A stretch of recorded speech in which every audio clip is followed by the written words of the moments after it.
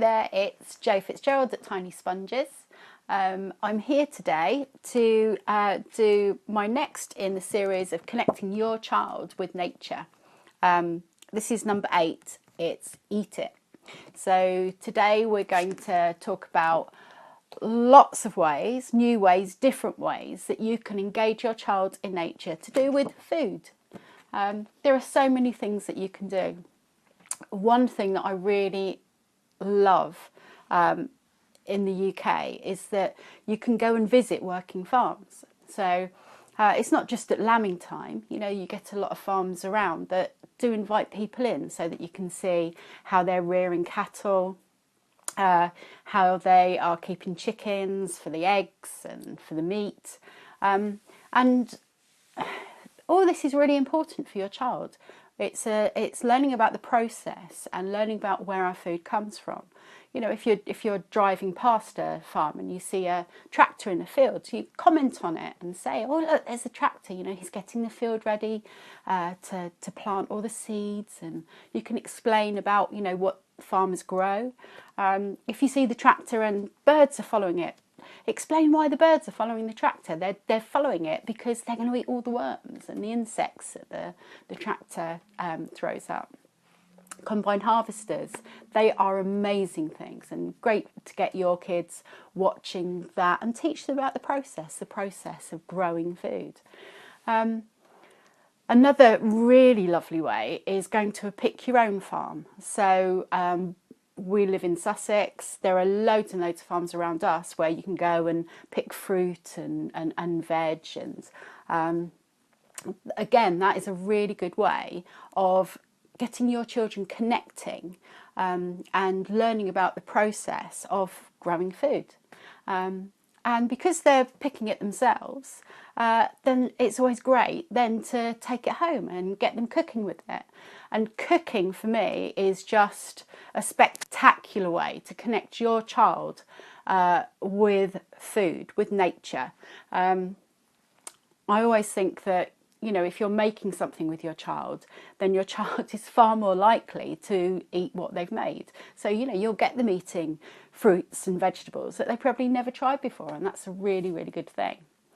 Now, I've got a friend with an allotment, and at the moment, if any of you have got allotments or you grow in your gardens, I'm getting loads and loads of courgettes from her. Got some lovely rhubarb here. She's growing carrots, and I love the carrots, all shapes and sizes. They're amazing. We've got some really nice apples here. Just really, really nice stuff. If you've got an allotment, then that's wonderful. If you know somebody with an allotment, then, you know, ask if you can take your children down there and just, you know, have a look around and see what's being grown. It's a great process. Even if you haven't got an allotment or you don't grow things in your garden, you haven't got room, there are other ways that you can grow things and show your children. So, for instance, I picked one of these up from B&Q's. It had already started and now it's got loads of chilies on. Chili and kids, probably not a really good idea. Not a lot of children like the spicy stuff. So I would start them out with maybe a tomato plant or cucumbers, or peppers are really easy to grow. So that would be a good thing. And another way is herbs as well.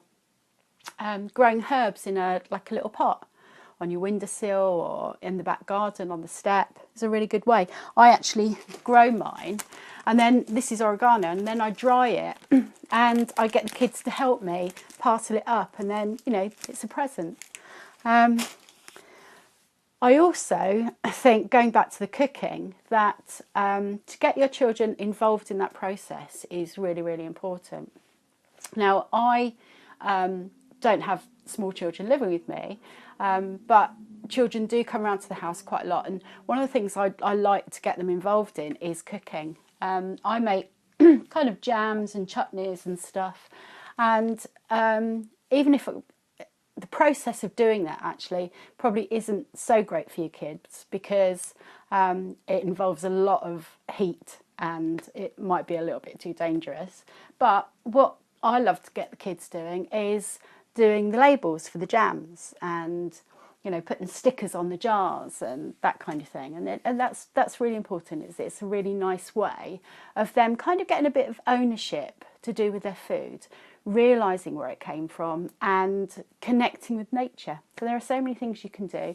I'm hoping a little bit later to be able to show you some really nice recipes that you can get your children involved in, and kind of talk you through them, just in case, you know, some people just don't really enjoy cooking, some people just haven't got time for cooking, but it is a really, really good way of getting your children connected with nature and teaching them. And that's what we want to do. We want to teach them, we want to get them, their little minds developing and making those connections, and make it fun and let them enjoy food. It's a great, great thing to do, and you could be doing that with your children. So, if you like the video, if you know people who might be interested in the information that I've just given you, some of the ideas I've given you, then share it with friends. And again, any comments, I'd really, really like to hear your comments about things that you do with your children, ideas that you have. It'd be really, really great if we could just get involved and share some ideas. It'd be fantastic. Okay. See you soon.